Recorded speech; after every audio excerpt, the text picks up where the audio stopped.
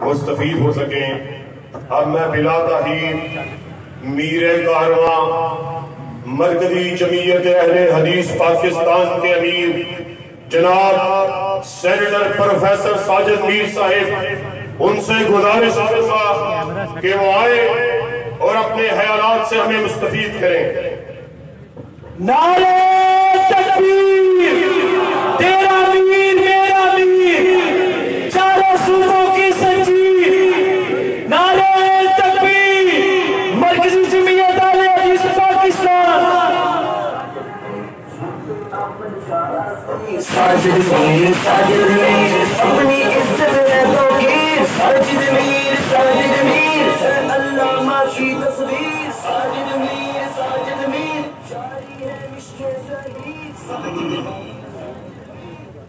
الحمدللہ رب العالمین والصلاة والسلام علی سید الانبیاء والمرسلین سیدنا و نبینا محمد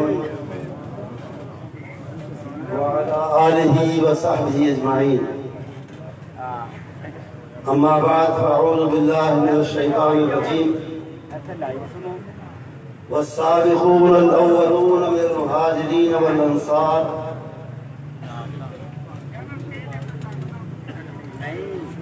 والذين تبعوهم بإحسان رضي الله عنهم ورضوا عنه۔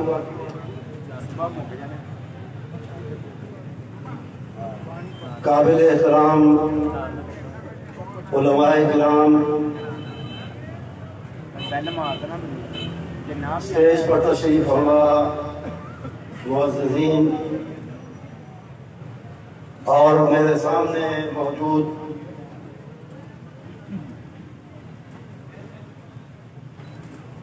اہل حدیث، بچے، بوڑھے، جوان، جو ایک جذبہ لے کر اللہ کے نبی صلی اللہ علیہ وسلم اور آپ کے صحابہ سے محبت کا جذبہ لے کر ہر سال اس عظیم الشان کانفرنس میں شریک ہوتے ہیں، اور یقیناً اپنے موضوع کی اہمیت کے اعتبار سے یہ ایک اہم کانفرنس ہے، اور ایک حوالے سے ہم سب کے لیے خوشی کا موقع بھی ہے کہ ہم یہاں اکٹھے بیٹھ کے نبی محترم صلی اللہ علیہ وسلم کے ذکر پاک کے ساتھ آپ کے صحابہ کو بھی یاد کرتے ہیں۔ لیکن جیسا کہ آپ جانتے ہیں، اس دنیا میں خوشی اور غم ملے جلے ہیں، آخرت میں دونوں کو علیحدہ کر دیا جائے گا۔ کچھ لوگوں کے لیے خوشی ہی خوشی، مسرت ہی مسرت، راحت ہی راحت، کامیابی ہی کامیابی، اور کچھ لوگوں کے لیے ناکامی اور حسرت۔ وہ آج بھی خوشی کے اس موقع پر یہ افسوسناک اطلاع مجھے آنے سے پہلے مل گئی کہ ہمارے ایک عالم مولانا قاری عبدالمتین اصغر، وہ صحابہ کے فضائل کی اس کانفرنس میں شرکت کے فوراً بعد اللہ کو پیارے ہوئے۔ اللہ سے دعا ہے کہ ان کی مغفرت فرمائے، ان کی نیکیوں، ان کی دینی خدمات کو قبول فرمائے، اور ان کے لیے ذخیرہ آخرت بنائے۔ محترم حضرات، 11ویں پارے کے شروع سے ایک آیت کریمہ کا ایک حصہ میں نے پڑھا، جس میں اللہ رب العزت نے مہاجر اور انصار دونوں طبقے جو ہیں صحابہ کے، ان کی تعریف و توصیف بھی فرمائی، ان کی فضیلت بھی بیان کی۔ جو ان میں سابق الایمان ہیں، جنہوں نے سبقت کی ایمان لانے اور دین کی خدمت میں، اور جو ان کے پیچھے چلے، جو ان کے پیچھے آئے، مہاجر ہو یا انصار ہو یا دوسرے ہوں، سب کی تعریف اور صرف یہی نہیں، آپ جانتے ہیں یہی وہ صحابہ ہیں جنہیں اللہ نے یہاں بھی اس آیت کریمہ میں بھی اپنی خوشنودی کا سرٹیفکیٹ اور سند عطا فرمائی، رضی اللہ عنہ ورضوا عنہ، وہ اللہ سے راضی، اللہ ان سے راضی۔ بلکہ کئی مقامات قرآن کریم کے مختلف آیات میں انہیں اولئک هم المفلحون بھی کہا، اولئک هم الصادقون بھی کہا، اولئک هم الفائزون بھی کہا، بلکہ ان کو رہتی دنیا تک کے تمام ایمان والوں کے لیے معیار ایمان اور ایمان کا نمونہ بنا دیا، قرار دیا۔ فَإِنْ آمَنُوا بِمِثْلِ مَا آمَنْتُمْ بِهِ فَقَدِ اهْتَدَوْا، قیامت تک جو ہدایت پانا چاہتا ہے، جو ایمان پانا چاہتا ہے، ایمان حاصل کرنا چاہتا ہے، اسے اسی نمونے کا، گہرائی اور شدت اپنی اپنی ہے، ایمان کی طاقت اپنی اپنی ہے، لیکن اسی نمونے کا ایمان لانا اور رکھنا ہوگا جو اے صحابہ تمہارے اندر ہے، تم میں ہے۔ انہیں معیار ایمان بھی قرار دیا۔ بہت سی فضائل آپ علماء سے سنتے رہتے ہیں، آج بھی سن رہے ہیں، آئندہ بھی انشاءاللہ سنیں گے۔ اور شیعہ، ہم تو ان کو بھی اپنے اکابر سمجھتے ہیں، بڑے سمجھتے ہیں، لیکن شیعہ جن حضرات کو اپنا بڑا اور اپنا اکابر سمجھتے ہیں، دوسروں کو شاید نہیں سمجھتے۔ ان کا عقیدہ اس سلسلے میں کیا تھا؟ ان کا صحابہ کے بارے میں ایمان کیا تھا، عقیدہ کیا تھا، نظریہ کیا تھا، کیا خیال تھا ان کا صحابہ کے بارے میں؟ حضرت علی رضی اللہ تعالیٰ عنہ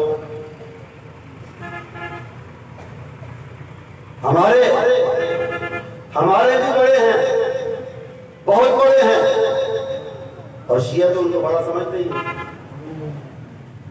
پھر ان کی وہ باتیں جو صحابہ کے فضائل میں ہیں، ان کی تعریف میں ہیں، اور شیعہ کی معتبر کتابوں میں ہیں، حضرت علی کے حوالے سے رضی اللہ تعالیٰ عنہ، ان کی طرف کیوں توجہ نہیں دیتے؟ حیرت کی بات، حیرانی کی بات۔ مجھے یاد آ رہا ہے نہج البلاغہ کا پہلی جلد میں سے صفحہ 383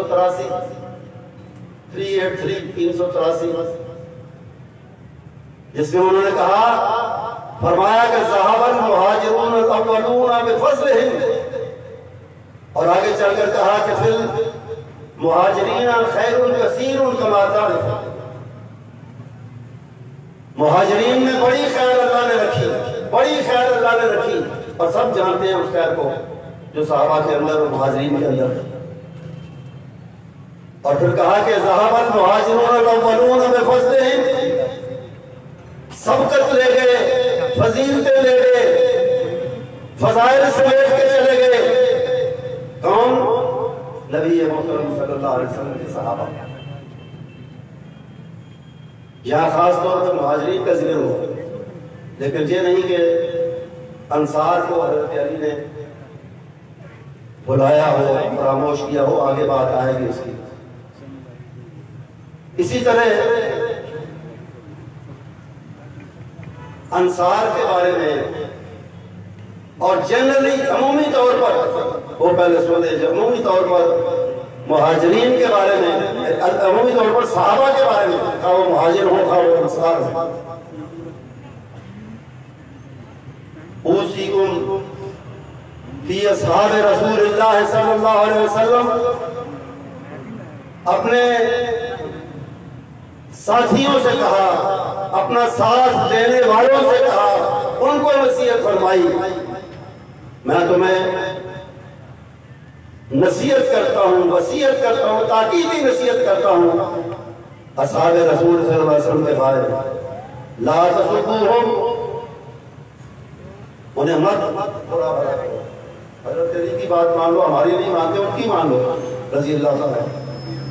لا تسبوہم، ان کو برا بھلا مت کہو، ان کو گالی مت دو. کسی بھی صحابی کو اس کی مختصر اور جامع وجہ بتائی. فَإِنَّهُ أَصْحَابُ نَبِيِّكُمْ، وہ تمہارے نبی کے ساتھی ہیں، وہ تمہارے نبی کے ساتھی، ان کو برا بھلا کرو. یہ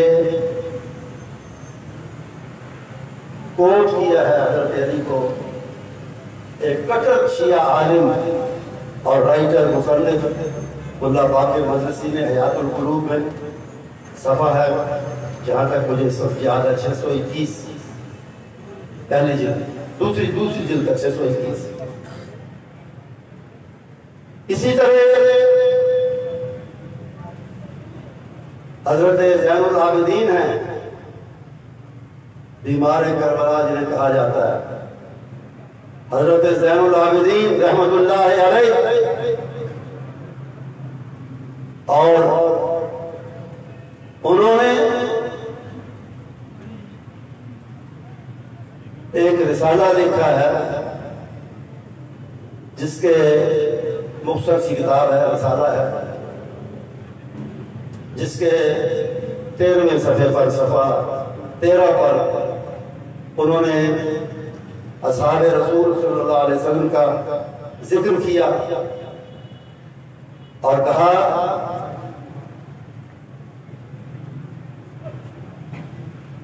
کہ ان کے بارے میں خیال بھی اچھا رکھو، ان کے بارے میں زبان بھی اچھی استعمال کرو، اور ان لوگوں کی مذمت کی جو اس کے الٹ کرتے ہیں، اس کے برعکس کرتے ہیں. اور آگے چلے تھوڑا سا، حضرت حسن عسکری، ان کو شیعہ اپنا 11واں امام مانتے ہیں. ان سے منصوبہ تفسیر حسن عسکری، اور صفحہ اس کا 65 ہے. اس میں انہوں نے حضرت موسیٰ علیہ السلام کے حوالے سے لکھا کہ موسیٰ علیہ السلام کو اللہ نے فرمایا، اللہ نے بتایا، نبی محترم صلی اللہ علیہ وسلم اور صحابہ کے دنیا پر آنے سے بہت پہلے موسیٰ علیہ السلام کو ان کی فضیلت بتائی کہ ان فضل صحابہ محمد صلی اللہ علیہ وسلم علی جمیع صحابہ النبیین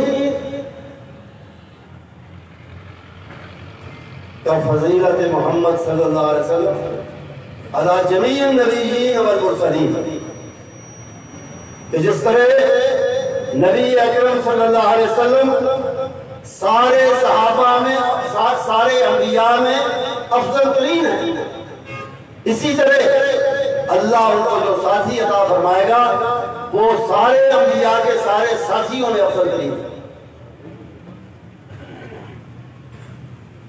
اس کے بعد ایک اور بات بھی سنتے چلے، صحابہ کون ہیں اور ان کی فضیلت اور حیثیت اور اہمیت کیا ہے، اس کے بارے میں نبی محترم صلی اللہ علیہ وسلم کا یہ ارشاد سنی کتابوں میں تو ہے ہی ہے، لیکن شیعہ کتابوں میں بھی ہے، اور اس کو شیعہ نے بھی کوٹ کیا ہے اور لکھا ہے کہ صحابی وہ ہے، فضیلت والا وہ ہے، مر رآنی، نبی کریم صلی اللہ علیہ وسلم کا ارشاد گرامی، مر رآنی و آمن بی، جو بھی کہ حالت ایمان میں جس نے بھی مجھے دیکھا اور مجھے رسول اور نبی اللہ کا معنی تسلیم کیا، وہ صحابی ہے اور صاحب فضیلت ہے، صاحب فضل و کرم ہے۔ شیعہ اکابر تھے جن نے حضرت علی رضی اللہ، شیعہ اکابر سے یہ کہا کہ وہ انہیں ہی مانتے ہیں، تو سب کو مانتے ہیں۔ ان کے بڑوں کے ان ارشادات کی روشنی میں جو دوسرے طبقے کے، تیسرے طبقے کے نیچے والے لکھنے والے ہیں، ان کی بات کی کوئی اہمیت نہیں، نہ اس کا کوئی تاریخی ثبوت ہے، نہ اس کا کوئی حدیث و قرآن سے ثبوت ہے، بس کہہ گئے وہ لکھ کے تعصب میں، جہالت میں کہ ارتدوا کلہم الا ثلاثہ، کہ نعوذ باللہ رسول اکرم صلی اللہ علیہ وسلم کی کہ دنیا سے چلے جانے کے بعد سارے صحابہ نعوذ باللہ من ذالک ایک نہ ہونے والی ناممکن بات کہہ رہے ہیں کہ سارے دین چھوڑ کے مرتد ہو گئے سوائے تین کے، سوائے تین کے سب دین چھوڑے۔ یہ توہین صحابہ کی نہیں ہے، یہ توہین رسول کریم صلی اللہ علیہ وسلم کی ہے کہ ان کی صحبت کا، ان کی تربیت کا، ان کی تعلیم کتاب و حکمت کا، ان کی رسالت کا اثر نعوذ باللہ اتنا کچا تھا آپ کی تربیت کا کہ آپ کی وفات کے ساتھ ہی اتر گیا۔ کیا یہ آپ کی توہین نہیں ہے؟ یقیناً یہ توہین ہے نبی محترم صلی اللہ علیہ وسلم کی، جن کو اپنے تو اپنے غیروں میں بھی مانا۔ He was the greatest reformer in history۔ Encyclopedia Britannica میں لکھا ہے، جو حوالے کی بڑی کتاب ہے، کہ وہ تاریخ انسانی کے، تاریخ عالم کے سب سے بڑے مجرے اور سب سے بڑے نبی تھے۔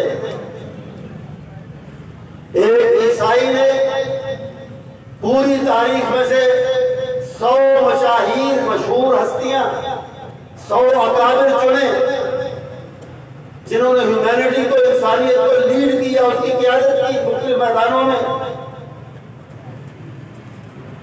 ان میں نبی محمد صلی اللہ علیہ وسلم کا اس میں گرامی دی، اور پھر اس نے غور کیا یہ فیصلہ کرنے کے لیے کہ ان 100 میں ممتاز ترین ہستی کون سی ہے۔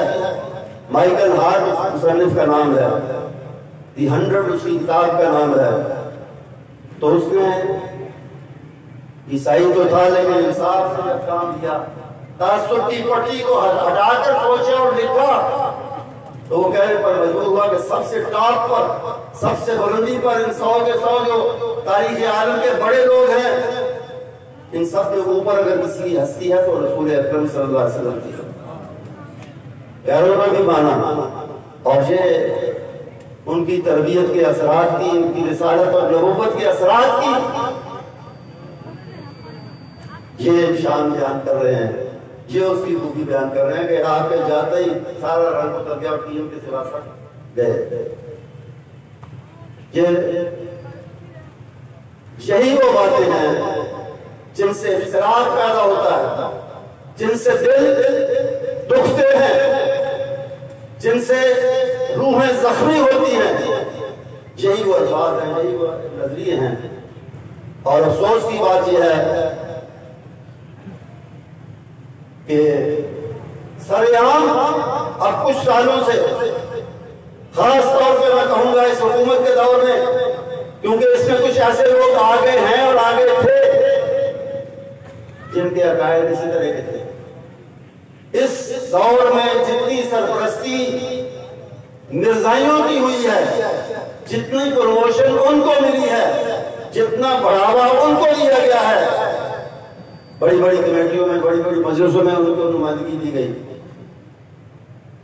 اور اسی طرح ایک اور طبقے کو بھی دی گئی جس کے بعض نظریات سے مسلمان میں افتراق پیدا ہوتا ہے، اور اسی سے ان کو جرأت ملی۔ آپ دیکھ رہے ہیں گزشتہ 2-3 سال سے اسی سے ان کو جرأت ملی کہ سر عام صحابہ کی اور بعض قابل احترام قابل عزت ہستیوں کی صحابہ میں سے خاص طور سے نشانہ بنا کے ان کو تہذیب کا دشنام کا شکار کیا جاتا ہے، نشانہ بنایا جاتا ہے۔ کبھی کبھی سنیوں کو مسلمانوں کو سواد اعظم کو دکھانے کے لیے ایک آدھ FIR کاٹ دی جاتی، کارروائی کچھ نہیں۔ گزشتہ سال جس بدبخت میں اسلام آباد میں جو شام ترازی کی تھی اس کو اسی وقت بھگا دیا گیا ملک سے، FIR بعد میں بڑی اور پہلے جا چکا تھا۔ اور جا کس طرح چکا تھا؟ ایک ذمہ دار سرکاری شخصیت نے بتایا کہ دشنام ترازی اور بد زبانی بدگوئی کرنے سے پہلے اس کی جیب میں 5 مختلف ایئرپورٹ پاکستان کے وہاں سے اڑ کر دفع ہونے کی، ملک سے باہر جانے کی 5 ٹکٹیں اس کے پاس موجود تھیں کہ اسلام آباد سے چلا جائے، اگر کوئی رکاوٹ پیش آئے فیصل آباد سے چلا جائے، رکاوٹ پیش آئے لاہور سے چلا جائے، وہاں بھی کوئی رکاوٹ ہو کراچی سے چلا جائے، کوئٹے سے چلا جائے، 5 ٹکٹیں تھیں اس کے پاس۔ یہ کیسے ہوا؟ سرکاری سرپرستی کے بغیر ہوا؟ ہرگز نہیں ہو سکتا۔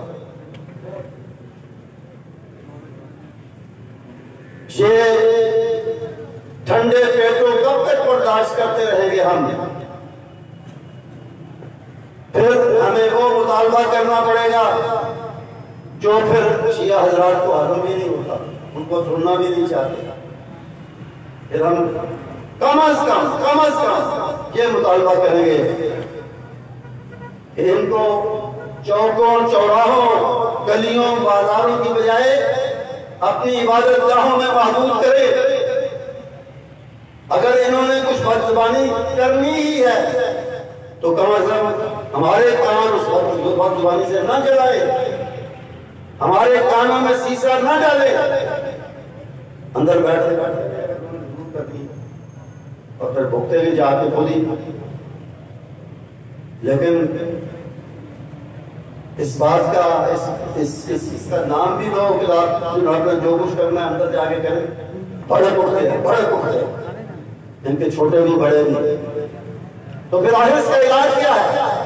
یا تو پھر قانون صرف بنانے کی بجائے اس کو حرکت میں لائے، اور جو بدزبانی کرتا ہے خالی FIR کاٹنے کی بجائے اسے قرار واقعی سزا دیں، قانونی گرفت میں لائے اور سزا دیں، یا پھر ان کو اندر لے جائیں تاکہ جو کرنا کرتے ہیں۔ تو میں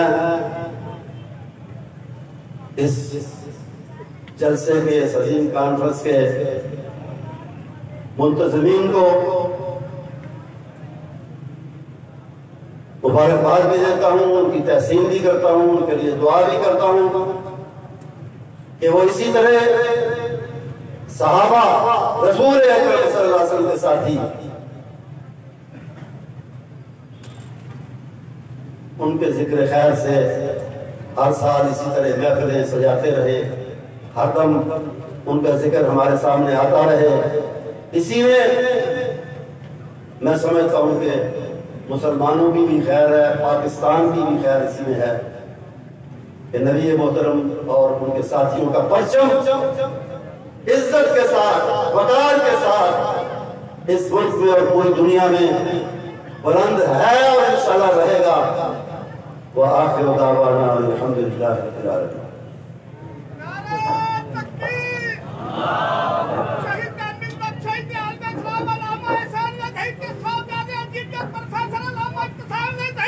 السلام علیکم ورحمۃ اللہ وبرکاتہ۔